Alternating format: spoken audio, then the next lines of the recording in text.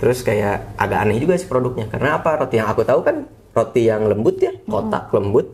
Terus nggak ada rasanya gitu, nggak seru lah intinya.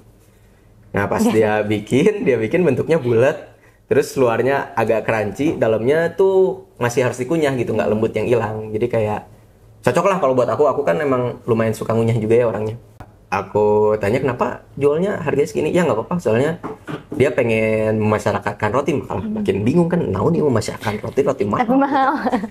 Karena sebenarnya pada akhirnya kan kalau tentang nama mah ya nama lah ya. Nama. Yang penting kan kalau aku mah percaya tentang tindakan yang dilakukan ke depannya seperti apa. Asik. Karena kan pada akhirnya sejarah itu sesuatu yang terjadi tapi masa depan itu kita bangun. Yoi.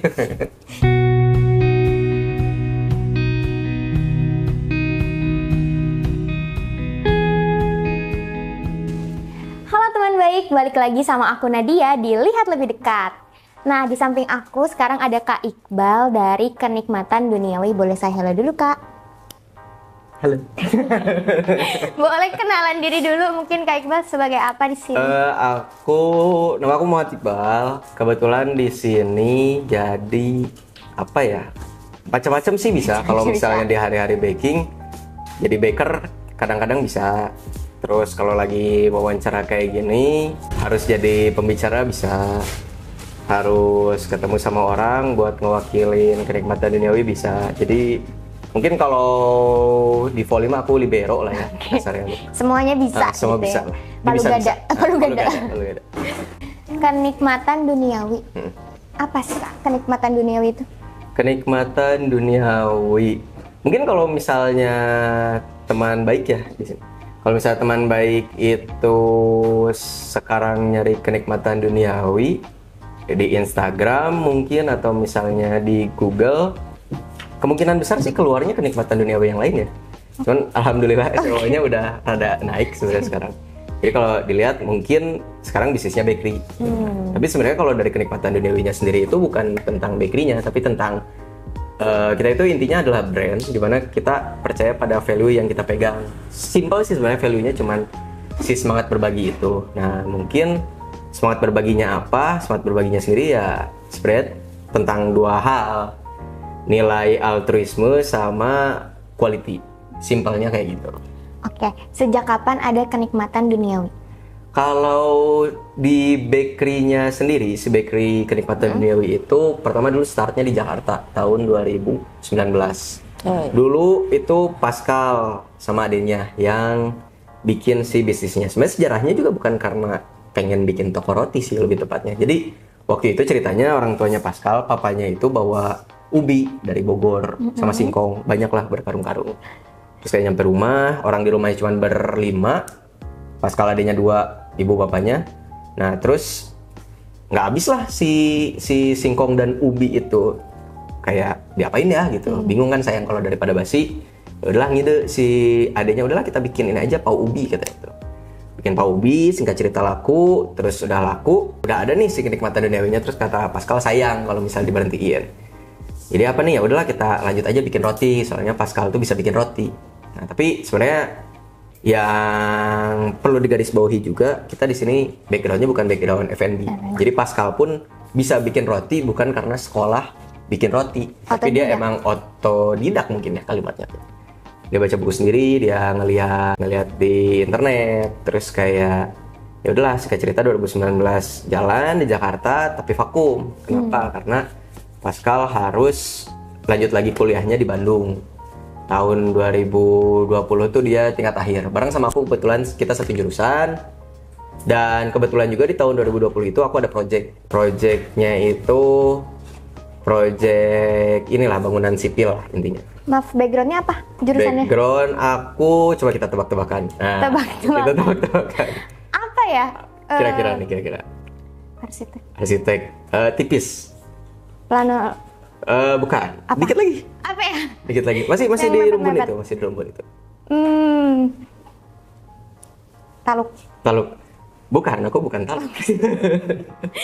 Taluk. Nah ini aku dulu backgroundnya mungkin kalau misalnya teman baik tahu, atau mungkin karena dia atau mungkin Kak Adam yang di sana bilang nggak mereka tahu, ada jurusan di kampus ITB itu namanya Teknik dan Pengelolaan Sumber Daya Air. Oh iya. Nah, tapi sebenarnya mungkin kalau untuk orang-orang awam, aku lebih gampang nyebutnya itu teknik sipil sebenarnya. Kenapa? Karena emang sebenarnya belajarnya teknik sipil banget, cuman lebih spesifik aja ke bangunan air. Nah, jadi waktu 2020 itu aku ada project bareng sama Pascal, aku ajakin kayak, Cal mau nggak nih project gitu? Oh ya, ayo gas gitu. Project, singkat cerita projectnya beres tahun 2021. Terus gabut kan seperti pengangguran luntang-lantung. Kayak ngapain ya gitu. Terus Pascal ngide lah kayak, lah kita lanjutin bakery kita aja, bakery aku, bakery aku di Jakarta kata dia tuh. Oh bakery apa gitu, aku juga bukan pemakan roti sebenarnya. Adalah nanti produknya dibikinin, singkat cerita jadilah produknya. Terus kayak agak aneh juga sih produknya, karena apa, roti yang aku tahu kan roti yang lembut ya, kotak lembut, terus nggak ada rasanya gitu, nggak seru lah intinya. Nah pas dia bikin bentuknya bulat, terus luarnya agak crunchy, dalamnya tuh masih harus dikunyah gitu, nggak lembut yang hilang. Jadi kayak cocok lah kalau buat aku kan emang lumayan suka ngunyah juga ya orangnya. Suka sama produknya, terus aku tanya, ini roti apa, ini sourdough katanya tuh. Cuman ini spesifik rustic bread, katanya roti kayak roti Eropa gitulah kata dia tuh. Udah kayak gitu, aku nanya kan, kayak berapa sih harganya gitu. Pas dia ngasih tahu harganya 18.000, oh mahal ya gitu. Karena kan aku taunya sebutlah roti sari-sari lah ya. Nah roti sari-sari kan harga waktu itu tuh sekitar 14.000 15.000 ya, yang 500 graman tuh sampai 18.000 lah kalau nggak salah yang paling mahalnya. Kayak oh mahal juga ya 18.000 gitu yang 500 gram tuh. Aku tanya kenapa jualnya harganya segini, ya nggak apa-apa soalnya dia pengen memasyarakatkan roti. Malah makin bingung kan, naon nih memasyarakatkan roti mahal. Nggak masuk gitu. Ternyata pas aku cari tahu dan kepo juga karena aku kan nggak pernah nemu roti itu ya. Pasti kepo-kepoin di internet, ternyata rotinya harganya 80 ribuan. Mahal juga ya 80 ribu gitu. Pantesan aku nggak pernah nemu makan rotinya karena emang mahal, bukan aku lah kan target pasar. Iya, kayaknya bukan aku target pasarnya gitu. Terus nanya kan Pascal gimana ini cara bikinnya? Oh ini tuh bikinnya kurang lebih 8 jam sampai 12 jam kalau di luar kulkas katanya. Kalau di dalam kulkas bisa sehari bahkan 2 hari aja. Lama juga ya gitu. Pesan aja mahal 80 ribu gitu. Terus kenapa mana ngejual 18 ribu? Ya itu tadi katanya pengen memasyarakatkan aja. Oh gitu. Oke gitu. Terus kayak sebenarnya aku pribadi juga ada ketertarikan untuk punya bisnis F&B. Tapi nggak tahu juga mau bisnis apa. Kenapa? Karena satu aku bukan nggak bisa sih, bisa masak tapi nggak jago, bisa bikin minum tapi nggak jago. Jadi kayak secara kemampuan technical skill mah cupu lah gitu, nggak ada skillnya aku. Terus secara kemampuan berbisnis juga ada nol lah, dalam tanda kutip nol besar, karena kalau pengalaman bisnis Pascal lebih banyak sebenarnya. Dari SD dia udah pernah dagang peralatan buat praktikum di sekolahnya. Terus waktu SMP atau SMA gitu dia dagang, tahu nggak sih toke yang bisa senyum, yang warna-warni tuh. Ada leopard gecko nama bahasa Inggrisnya tuh. Aduh nggak tahu. Adalah dia dagang toke gitu, lucu lah bisa senyum. Terus yang pokoknya dia sudah banyak pengalaman bisnis lah ya. Jualan-jualan lah ya. Jualan-jualan lebih banyak, dia udah pengalaman gitu. Terus punya ini juga, dia punya kayak kreatif media yang ngurusin buklet gitu buat beberapa sekolah di Jakarta. Jadi kayak background-nya mah lebih mentereng dibandingkan aku. Nah, aku ada ketertarikan buka bisnis F&B, tapi masalah nggak punya pengalaman bisnis, nggak punya kemampuan produksi, ditawarin bisnis. Jadi kayak, kenapa enggak gitu. Karena kan sepahit-pahitnya pun kalau nggak berhasil ya seenggaknya belajar gitu, jadi tahu.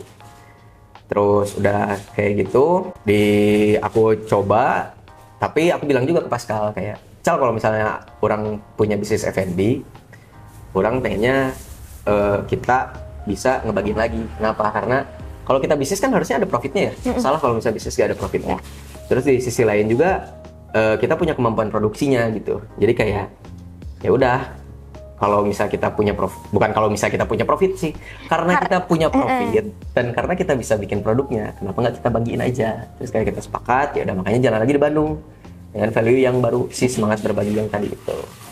Gitu sebenarnya cerita si bakery-nya mah, kenapa start lagi di Bandung dan sejarahnya tuh seperti apa.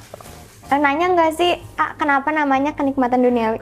Kenapa namanya Kenikmatan Duniawi? Karena sebenarnya untuk mengingatkan kita aja, karena hal-hal yang di duniawi ini tuh kenikmatan tuh sebenarnya banyak, bukan tentang kenikmatan yang kita bayangkan kenikmatan ya, yang aneh-aneh mungkin kalau kita pikir, tapi sesimpel kita bisa bernafas aja.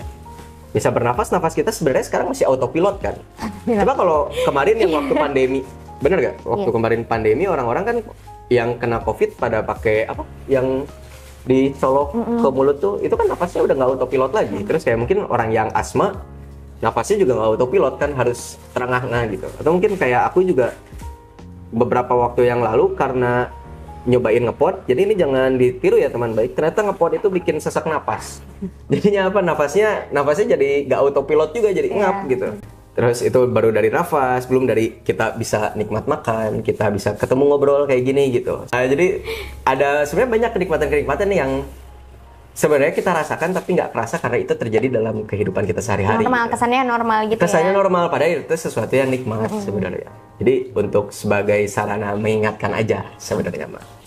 Karena sebenarnya pada akhirnya kan kalau tentang nama mah ya nama lah. Nama. Yang penting kan kalau aku mah percaya tentang tindakan yang dilakukan ke depannya seperti apa. Asik. Karena kan pada akhirnya sejarah itu sesuatu yang terjadi tapi masa depan itu kita bangun. Yoi. Oke, terus nih tadi kan sempat mention semangat berbagi. Itu tuh kenapa sih Kak? Kenapa apa? Kenapa kayak pengen tadi profitnya dipakai buat berbagi lah, inilah itulah, sedangkan kan ini tuh bisnis ya kaitannya. Bisnis kan biasanya orang-orang mencari keuntungan sebanyak-banyaknya gitu. Nah, tapi sekarang ini Kak Iqbal dan di Kenikmatan Duniawi itu malah ada menyisakan untuk berbagi ke berbaginya ke orang-orang yang membutuhkan misalnya gitu. Kenapa? Kenapa? Karena gini sih, kalau kata aku justru itu. Karena bisnis itu pasti ada profitnya, harusnya kita bisa berdampak lebih besar lagi ke umat. Maksudnya ke umat tuh ke lingkungannya. Karena pada akhirnya kita tetap bagian dari lingkungan, sebenarnya kayak gitu. Dan terlepas dari tentang seberapa besar bisnisnya, kalau tentang kebermanfaatan mah balik lagi. Itu mah pilihan kita untuk menjalaninya, bener gak sih? Dan yang aku percaya juga, kenapa sampai sekarang juga istilahnya Kenikmatan Duniawi ini mencoba mengejar profit sebanyak-banyaknya juga. Maksudnya kayak bisnisnya dibikin growth ya, profit sebanyak-banyaknya itu bukan kayak kita ngakalin ngikulin orang gitu, bukan kayak gitu. Maksudnya profit sebanyak-banyaknya itu kita membuat bisnisnya growth, karena dengan bisnis kita growth, kita bisa membagi lebih banyak lagi. Satu hal yang pasti mas, semua perusahaan melakukannya adalah setidak-tidaknya yang kesejahteraannya meningkat adalah karyawannya. Setidak-tidaknya ya itu. Lebih baik lagi kalau misalnya ada yang ke lingkungannya, ada yang ke aspek-aspek sosial yang lain mungkin, atau pembangunan yang lain. Makanya sebenarnya kalau yang aku perhatiin juga perusahaan itu sebenarnya dari sananya punya tugas untuk CSR kan sebenarnya.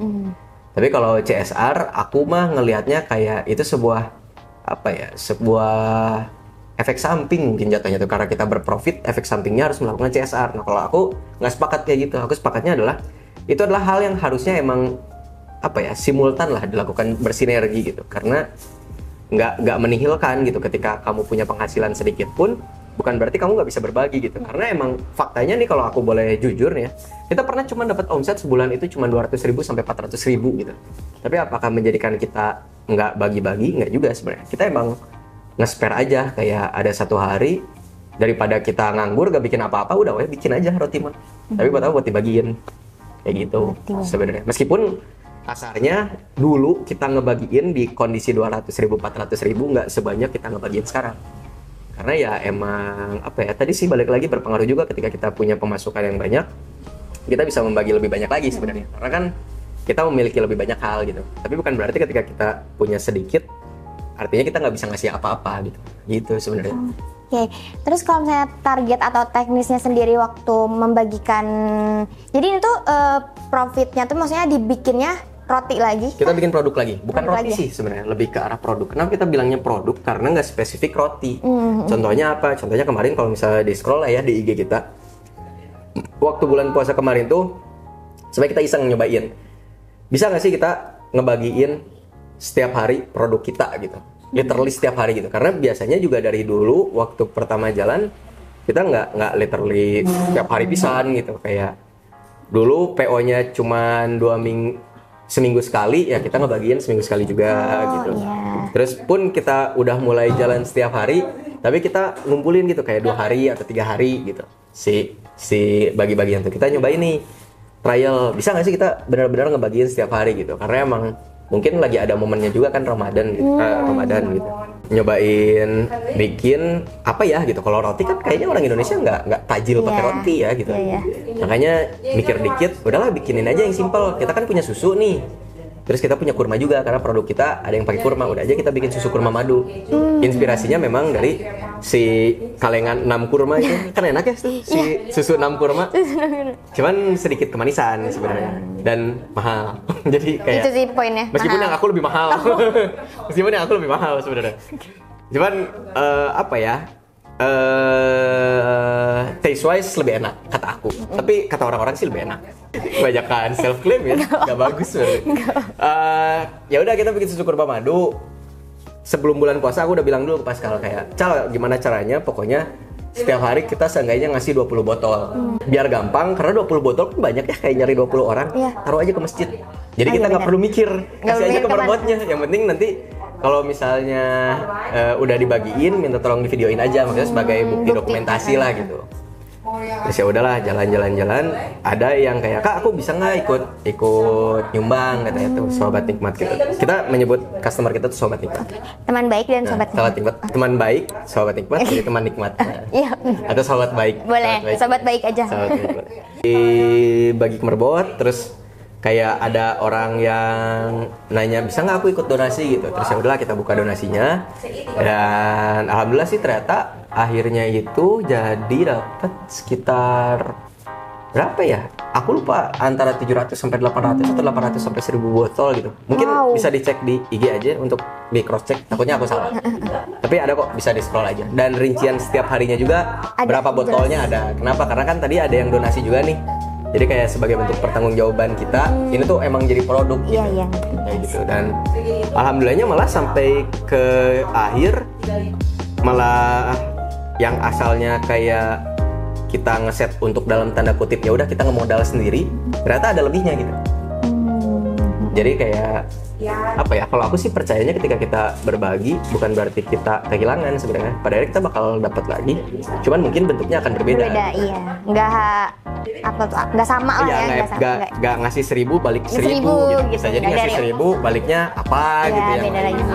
Oke, keren. Terus tadi yang kan tadi kalau yang Ramadan tadi ke masjid dan semacamnya. Ke gereja juga. Tapi cuma satu kalau gereja. Kenapa ke gereja juga? Karena Pascal kan non muslim. Jadi kayak ya udahlah, karena kan tuh berbagi bukan tentang sesama Islam aja ya. Kan sama-sama manusia lah kasarnya. Jadi ya udah kita ngebagiin juga ke gereja juga gitu. Terus selain itu kalau misalnya tadi kan sempat ngobrol di belakang kalau misalnya ngasihnya tuh nggak cuma kayak ke pengemis atau ke tapi ke yang berdampak juga. Kenapa itu? Kenapa? Karena gini, tapi ini mah disclaimer on ya, silakan teman baik atau sahabat nikmat atau siapapun menilai sendiri. Tapi kalau dari pendapat kami gitu ya, pada akhirnya kan manusia itu sebaik-baiknya adalah yang berguna untuk sesamanya.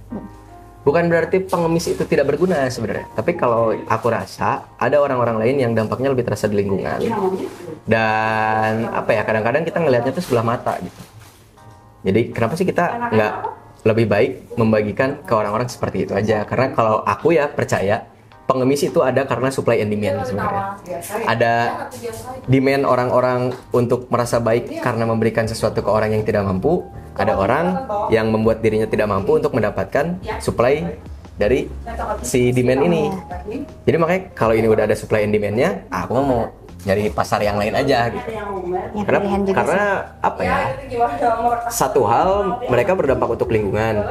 Terus di sisi lain juga pada akhirnya mereka juga tetap bagian dari lingkungan gitu. Kenapa kita harus ngasih ke dalam tanda kutip ya bagian lingkungan tapi kurang berdampak gitu. Tapi makanya disclaimer karena bisa jadi nggak sepaham. Ya banyak orang karena kayak wah tuh pada akhirnya kan orang miskin dia nggak bisa apa-apa gini-gini. Nah itu makanya aku nggak mau menekankan di situ. Karena pandangan kita pasti akan pro kontra lah kalau di situ. Oke. Terus gimana sih Kak rasanya menjalani semangat berbagi ini? Kalau aku sih seneng banget. Kenapa seneng banget? Karena gini dari dulu waktu aku masih sekolah lah ya kasarnya, suka sedih aja gitu ngelihat orang kayak tidur di jalan terus kayak pengen ngasih tapi nggak punya apa-apa juga gitu. Jadi kayak aku punya mimpi di mana kalau nanti aku udah punya sesuatu ataupun apalah yang aku punya, kalau aku bisa ngebagi kenapa nggak aku bagi aja gitu. Makanya dulu selama sekolah, selama kuliah juga aku ikut kayak agenda-agenda yang volunteering, kayak yang kegiatan-kegiatan kemasyarakatan sosial yang gitu-gitu. Jadi kayak emang senang aja sih kalau aku pribadi. Dan sekarang alhamdulillah dengan punya si kenikmatan duniawi, kasarnya nih ya, kasarnya aku jadi bisa melakukan bagi-bagi setiap hari tapi gak perlu mikir uangnya dari mana. Karena emang apa ya, kita udah ngeset itu untuk dibagi, jadi ya udah kasihin gitu. Jadi enak banget sih kalau malah jadi enjoy banget gitu. Jadi gak mikir gitu. Kalau dulu mikir mau ngasih dari mana, kalau sekarang malah mikir ngasihnya ke siapa lagi gitu. Karena bingung, ini udah banyak gak tahu mau dikemanain. Meskipun belum sebanyak itu ya kasarnya kalau dibandingin sama corporate besar mah yang bisa ngasih sekolah, bisa ngasih yayasan atau segala macam gitu. Tapi emang karena si kenikmatan duniawi ini di setnya sebagai brand bukan sebagai bakery, kita pengennya jadi the next Astra. Asik. The next Astra Indonesia. The next Astra Indonesia. Oke, mimpi besar kenikmatan duniawi itu jadi Astra Indonesia. Astra Indonesia. Kenapa Astra Indonesia sebagai best practice-nya? Karena si Astra Indonesia itu punya banyak bisnis sebenarnya. Dan apa ya, dengan punya banyak bisnis tuh dari sisi bisnis lebih sustain karena kan income-nya banyak. Terus dari sisi berbagi pun kalau kata aku lebih berdampak. Kenapa? Kan karena lebih banyak aspek yang bisa masuk gitu. Ya gitu. Jadi si value semangat berbaginya pun orang-orang lebih banyak tahu gitu. Jadi emang goals besarnya adalah membuat si semangat berbagi ini diketahui untuk Indonesia. Dan yang lebih pentingnya lagi, setelah aku mati, setelah Pascal mati, nggak berhenti di situ gitu. Makanya kenapa kita ngesetnya sebagai value, bukan tentang sebagai figur Iqbal atau figur Pascal gitu. Keren banget, dan roti-rotinya juga kayaknya enak banget. Aku mau coba beres. Boleh. Membelinya untuk nggak usah beli apa? Enggak, aku nggak apa-apa, santai. Kalau main kesini mah mau nyoba cobain aja. Karena kalau misal lagi kebetulan main kesini, ini sekalian aku iklan ya. Kalau misalnya ada yang mampir kesini, kebetulan kita lagi test food, biasanya kita ngasih serving gratis aja. Karena pada akhirnya kan makanan itu dikatakan enak bukan self claim dari aku ya, tapi harus diuji dari beberapa lidah. Iya. Nah kita suka, ya udah kalau kita lagi test food cobain aja. Tadi aku denger dikit ada workshop. Ada. Itu gimana? Sebenarnya bukan workshop juga sih. Kalau workshop kan kayak serius banget diajarin gitu. Ini mah lebih ke baking experience sebenarnya. Baking experience itu apa? Jadi kayak kita kan ada kegiatan nih di bakery selama 1 hari. Jadi kayak sobat Nikmat tuh bisa ngikutin kegiatan di bakery selama kurang lebih 1 hari itu. Caranya gimana? Caranya gampang. Sebenarnya cuma perlu minimum purchase aja. Minimum purchase sama ada service charge-nya 25.000 per person. Udah cuma gitu aja sih sebenarnya. Itu tuh tiap hari ada atau hari apa aja? Hari Senin, Rabu, Kamis, Sabtu, Minggu. Oke, seru banget teman baik. Nanti kalau saya mau coba baking experience di sini boleh datang langsung di mana ini Kak? Ini Jalan Buluku 3 nomor 3 di Kiara Condong, Bandung. Bakehouse, cari aja kenikmatan. Cari aja kenikmatan dia harusnya langsung muncul ya, ada di Google Maps juga ada. Terakhir paling promosi boleh ditemui di mana aja? Kalau promosi boleh ditemui di mana aja. Kita bisa ditemui di Bakehouse Kenikmatan Dunia. Di platform? Di Jalan Buluku 3 nomor 3. Platformnya sendiri @kenikmatan_duniawi_. Itu di IG. Kalau di TikToknya aku lupa apa. Tapi cari aja semua namanya sama Kenikmatan Duniawi. Pasti langsung ketemu ada lah ya. Di Tokped juga ada Kenikmatan Duniawi. Ke luar kota boleh? Keluar kota bisa. Kita udah pengiriman dari Sabang sampai Merauke. Jalan Sabang sampai Jalan Merauke. Sebenarnya gini. Pengiriman selama jasa pengiriman itu paling telat hari kedua atau hari ketiga nyampe, itu kita masih aman. Karena si rotinya sendiri tahan 4 sampai 7 hari tergantung penyimpanan kayak gitu. Tapi kalau kita sih menyarankan yang hari ini kirim besok sampai. Iya. Kayak biar gitu. Lebih fresh. Biar lebih Oke, makasih banyak Kak Iqbal udah mau ngobrol-ngobrol sama Berita Baik. Semoga lancar terus. Amin. Kenikmatan duniawi dan apapun yang lagi dikerjainnya. Siap. Sukses juga buat Berita Baik. Terima kasih sekali lagi. Terima kasih banyak. Dadah teman baik.